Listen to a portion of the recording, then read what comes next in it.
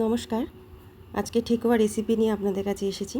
তার জন্য আমি একটা পাত্রে প্রথমে নিয়েছি 3 বাটি আটা, সাথে 1 বাটি সুজি, নিয়েছি নারকেল কোড়া,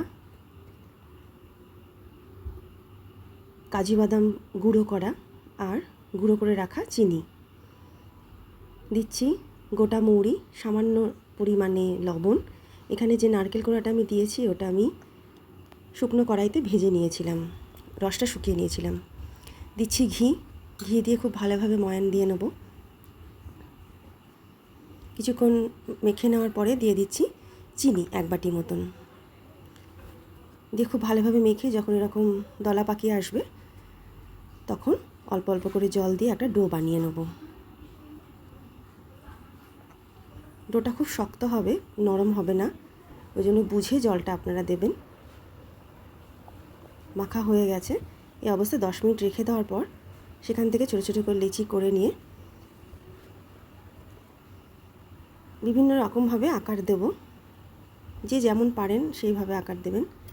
আমি প্রথমবার করছি, আমার মতন করে আমি আকার দিয়েছি, আমি আর আমার যা মিলে।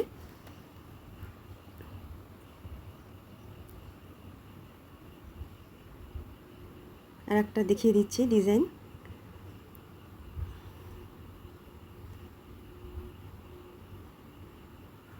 আপনারা পছন্দ মতন করে যেরকমভাবেই হোক না কেন দিতে পারেন ডিজাইনগুলো।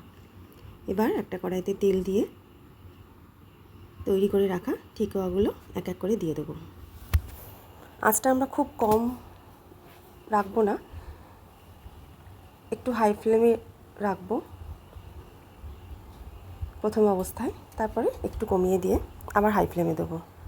একদম লালচে ভাব চলে আসবে, সেই অবধি আমরা ভাজতে থাকবো। যেহেতু চিনি দেওয়া আছে না, ওই জন্য তাড়াতাড়ি পুড়ে যাওয়ার সম্ভাবনা, সেই কারণেই বারবার একটু উল্টে পাল্টে দিতে হবে।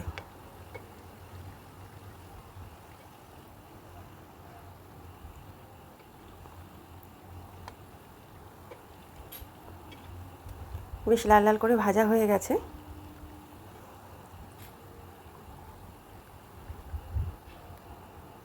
তেল থেকে এগুলো তুলে নিয়ে রেখে দেবো, ঠান্ডা হতে দেবো।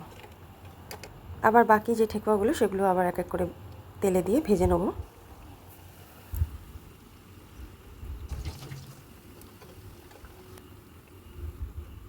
এগুলো ভাজা হয়ে গেছে, তুলে নেব।